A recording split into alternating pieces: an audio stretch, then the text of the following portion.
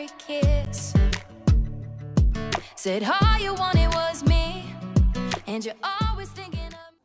Assalamualaikum warahmatullahi wabarakatuh. Waalaikumsalam warahmatullahi wabarakatuh.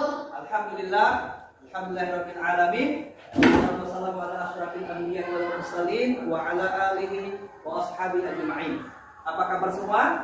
Alhamdulillah baik. Sebelum kita mulai belajar, mari kita untuk ketua kelas untuk memimpin doa. Silakan. Ista'id. Hayya bina nad'u. Bismillahirrahmanirrahim. Raditu billahi rabba wa bil islami dina wa bi Muhammadin nabiyya wa rasulah. Rabbi zidni ilman warzuqni fahman. Amin. Baik, bagus. Setelah kita berdoa, semoga Allah memberikan kekabulان doa untuk kita semua. Amin. Allahumma Amin. semua. Sebelum ini kita pernah belajar tentang wudu. Masih ingat apa itu wudu? Silakan. Membersihkan, membasuh hadas kecil. Untuk menghilangkan hadas kecil. Apa itu wudu?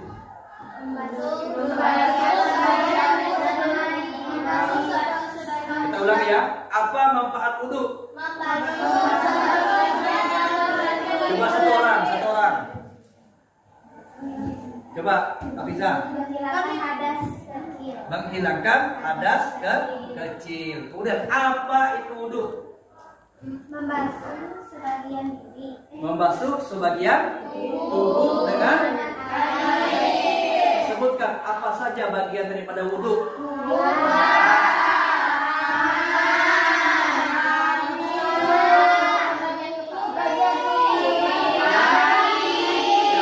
Sebelumnya mari kita peragakan muka, kedua tangan, sebagian kepala, kuping, dan kedua kaki.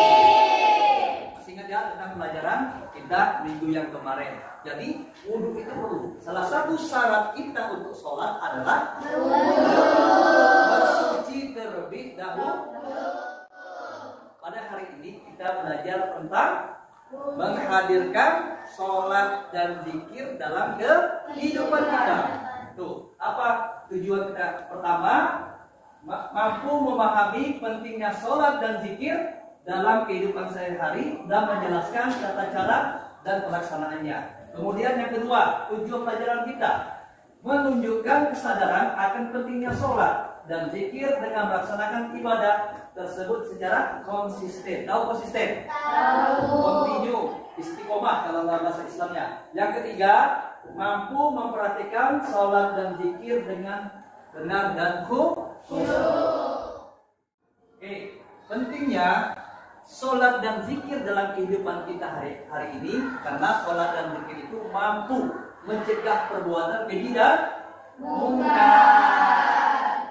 Perbuatan keji. Kemudian sholat dan zikir itu mampu menghadirkan ketenangan dalam diri kita. Itu pentingnya kita mempelajari sholat dan zikir. Kemudian sholat dan zikir adalah sebagai lambang kita sebagai orang Islam. Karena orang Islam itu yang membedakan dengan orang kafir adalah sholat. Pada hari ini kita akan belajar tentang makna sholat dan zikir dalam kehidupan sehari-hari. Maka di sini Bapak akan menjelaskan apa itu makna dan pentingnya sholat dalam zikir dan kehidupan kita. Sholat adalah ibadah utama dalam Islam yang menghubungkan manusia dan Allah Subhanahu wa Ta'ala. Zikir adalah kegiatan mengingat Allah melalui ucapan doa yang dapat menenangkan hati dan mendekatkan diri kepadanya. Nah, penting sholat dalam kehidupan. Sholat sebagai tiang agama dan sarana mendekatkan diri kepada Allah. Sholat sebagai bentuk ketaatan yang mencegah perbuatan keji dan munkar. Nah, setelah ini kita akan menonton video bagaimana cara sholat yang baik dan benar. Berikut kita akan menonton video bagaimana tata cara sholat yang baik dan benar menurut sunnah.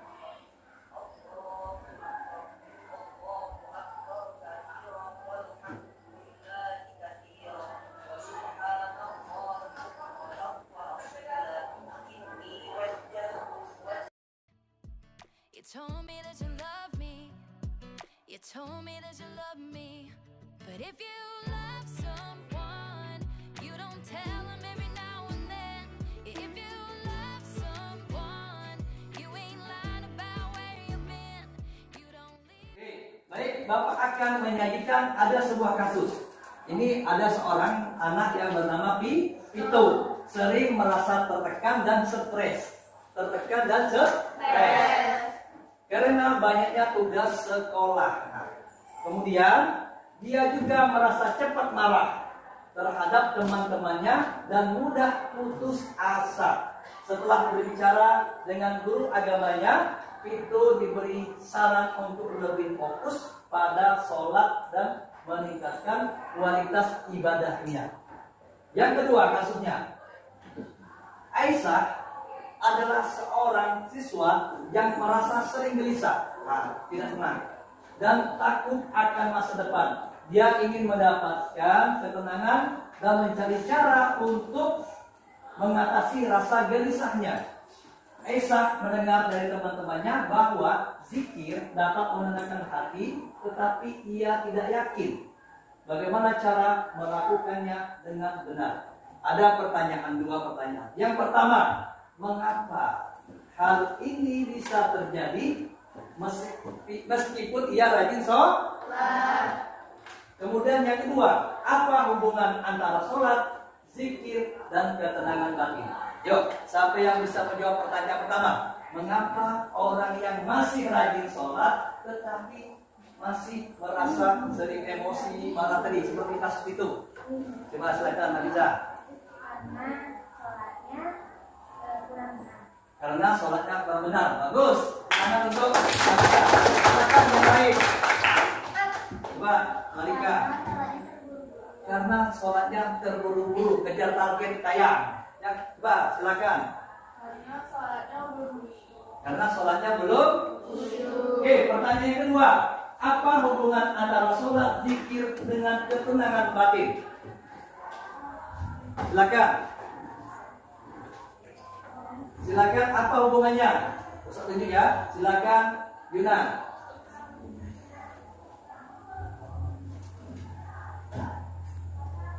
Karena itu akan membuat kita lebih dekat kepada Allah, dan lebih dekat kepada Allah kita jadi yakin dan percaya akan kuasanya, sehingga kita dapat merasakan ketenangan dengan melalui zikir, sholat, dan membuat hati menjadi Terus membuat hati kita menjadi tenang dengan dekat kepada Allah. Oke, bagus. Baik.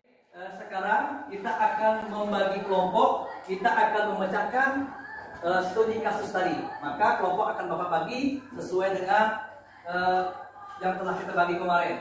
Kelompok 1 ketuanya Yuta. Kelompok 2 ketuanya Alivia. Kelompok 3 ketuanya adalah Intan. Kelompok 4 ketua Zepua. Baik, silakan untuk mencari kawan-kawannya. Lanjut ke sini, silakan. You told me that you love me.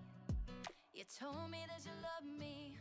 But if you love someone, you don't tell them every now and then. If you love someone, you ain't lying about where you've been.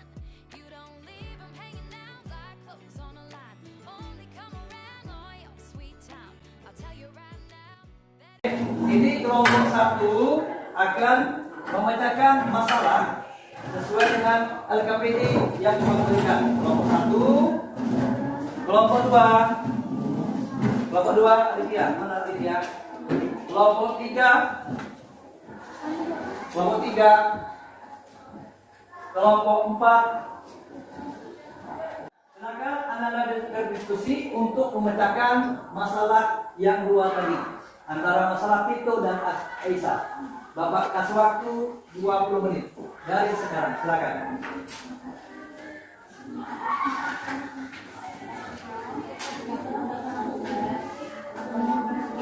Kalau ada pertanyaan silakan. Cause if you love someone, you don't tell them every now and then. If you love someone, you ain't lying about where you've been. You don't leave them hanging out like clothes on a line. Only come around on your sweet time. I'll tell you right now, that ain't how it's done. If you love someone, yeah. If you love someone, yeah. Baby, I ain't gonna fake it. My heart ain't gonna take it. Selanjutnya, silakan kelompok 1 mempresentasikan hasil diskusinya. Silakan. Kasus 1. Vito sering merasa tertekan dan stres karena banyaknya tugas sekolah. Dia juga merasa cepat marah terhadap teman-temannya dan mudah putus asa. Setelah berbicara dengan guru agamanya, Vito diberi saran untuk lebih fokus pada sholat dan meningkatkan kualitas ibadahnya. Pertanyaan 1. Apa manfaat sholat dalam menjaga kesehatan mental dan emosional seseorang? Jawabannya, manfaat sholat adalah untuk memberi makna terhadap kehidupan di luar sholat. Lanjut.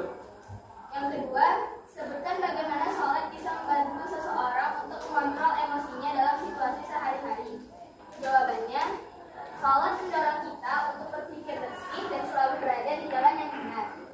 Pertanyaan yang ketiga, sebutkan dalil ayat Al-Quran atau hadis yang menunjukkan bahwa sholat bisa mencegah perbuatan buruk dan menenangkan jiwa. Bismillahirrahmanirrahim.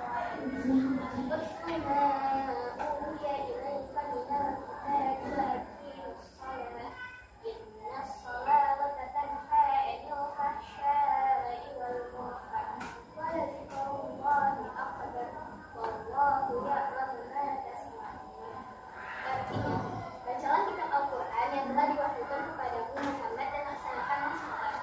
Sesungguhnya sholat itu mencegah dari perbuatan keji dan munkar. Dan ketahuilah mengingat Allah, sholat itu lebih besar keutamaannya dari ibadah yang lain. Allah mengetahui apa yang kamu kerjakan. Surat Al-Ankabut ayat 45. Pertanyaan keempat, bagaimana Vito bisa mengaplikasikan sholat untuk membantu mengurangi stres dan menjaga emosinya? Jawabannya, sebaiknya saat Vito sholat jangan buru-buru dan berkhusyuk pada saat sholat. Sekian dari kelompok kami, mohon maaf atas kesalahannya. Kami akhiri. Assalamualaikum. Waalaikumsalam warahmatullahi wabarakatuh. Silakan kelompok yang mau bertanya. Silakan. Kelompok yang mau bertanya, angkat tangannya. Silakan kelompok 2. Apakah yang terjadi pada Vito dapat terjadi pada kita? Jadi pertanyaan dari kelompok 2, apakah kasus Vito itu bisa terjadi pada kita semua? Silakan jawab yang 1. Silakan. Bisa, apabila kita tidak khusyuk saat sholat dan tidak fokus, maka itu juga bisa terjadi kepada kita.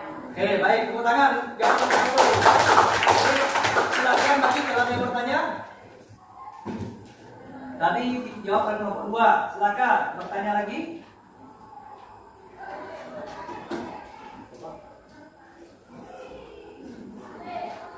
Silakan kelompok 4. Silakan kelompok 4. Silakan bertanya pada kelompok 1. Bagaimana cara berpikir dengan benar? Oke, silakan. Bagaimana cara berzikir dengan benar? Silakan. Ada jawaban? Ada 3 cara berzikir. Yang pertama, zikir dengan hati, yaitu dengan cara bertafakur dan merenungkan ciptaan Allah Subhanahu wa Ta'ala. Yang kedua, zikir dengan ucapan, yaitu mengucapkan lafal-lafal yang di dalamnya terdapat keagungan nama Allah. Yang ketiga, menaati perintahnya tepuk tangan untuk satu. It's done. If you love someone, yeah. If you love someone, I don't think that you know what you want, and I just won't be something that I'm not. No, I ain't gonna fake it. My heart ain't gonna take it, so I won't let you break it.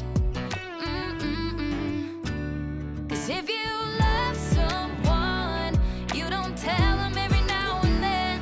If you love someone, you ain't lying about where you've been. You don't leave them hanging out like clothes on a line.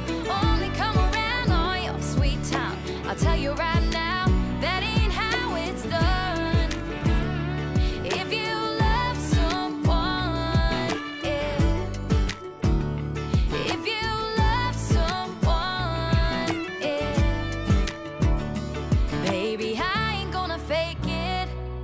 My heart ain't gonna take it, so I won't let you break it. No, 'cause if you love someone, you don't tell them every now and then. If you love someone, you ain't lying about where you've been. You don't leave them hanging out like clothes on a line. Only come around on your sweet time. I'll tell you right now, that ain't how it's done. Dari kasus itu dan kasus Aisyah tadi kita bisa mengambil kesimpulan. Coba yang pertama Yuna bacakan. Yang satu. Manfaat sholat adalah untuk memberi makna terhadap kehidupan di luar sholat. Memberikan makna di luar sholat. Apa makna di luar sholat? Yaitu sholat itu yang baik dan benar mampu mencegah perbuatan keji dan mungkar. Coba nomor 2 bacakan. Sebutkan jenis zikir dan bisa dilakukan dalam kehidupan sehari-hari.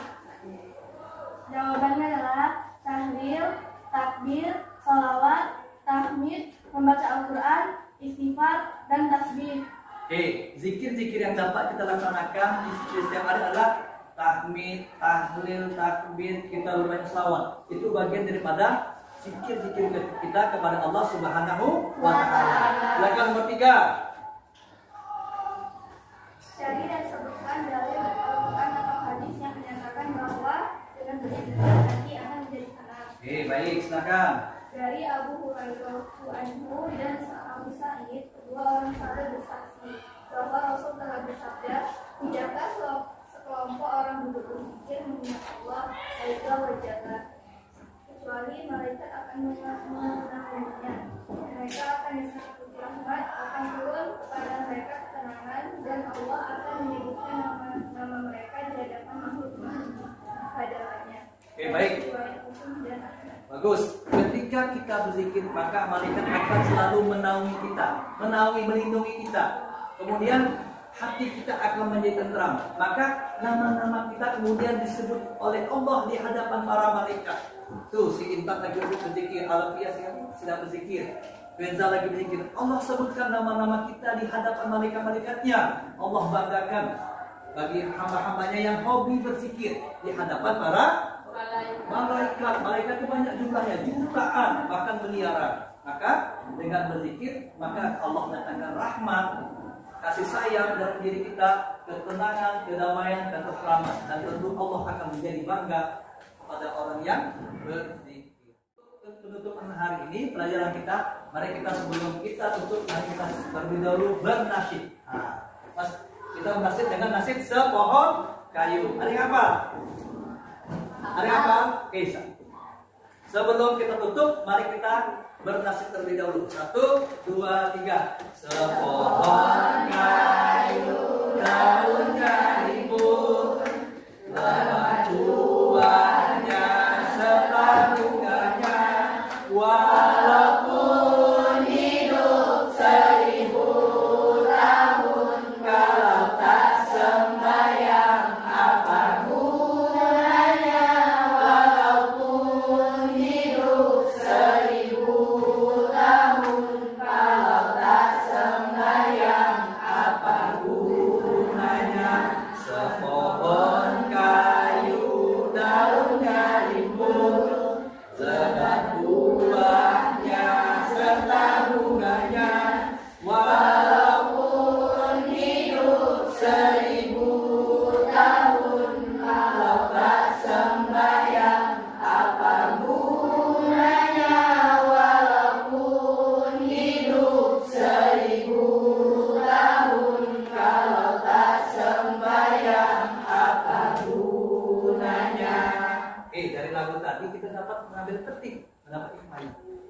Tidak ada guna hidup kita lama tapi tidak sholat. Tidak ada gunanya hidup lama tapi mulut kita tidak bisa berzikir. Maka sholat dan zikir akan menenangkan hati, akan mendatangkan ketentraman, dan akan tentunya kita mendapatkan kebaikan yang sangat luar biasa dari Allah Subhanahu wa Ta'ala. Baik, masing-masing kita silakan untuk minggu depan kita harus beri tugas dengan memberikan tugas refleksi apa yang antum rasakan ketika berzikir setelah sholat. Maka nanti ceritakan dalam sebuah kertas, ya kan? Nanti tulis dalam selembar kertas. Silakan bagaimana kita merasakan setelah zikir setelah sholat. Silakan untuk tugas minggu depan. Baik, untuk hari ini pelajarannya Bapak mau bertanya, apa yang kita rasakan setelah merasakan pelajaran sholat dan zikir hari ini? Apa? Apakah sudah paham? Apa yang antum rasakan? Apakah kita semua mau meninggalkan sholat dan zikir lagi? Iya. Setelah kita mengetahui makna sholat dan zikir, maka insya Allah kita tidak akan mau lagi meninggalkan sholat dan zikir. Untuk hari ini, mari kita tutup pelajaran kita dalam hamdalah. Alhamdulillahirabbil alamin. Doa untuk majelis. Subhanallahumma wa bihamdika asyhadu an la ilaha illa anta astaghfiruka wa atubu ilaik. Itu yang bisa Bapak sampaikan hari ini. Silakan diamalkan ilmunya, sholat dan zikir. Yang datang salam dari Bapak. Akhirul kalam. Assalamualaikum warahmatullahi wabarakatuh. Waalaikumsalam.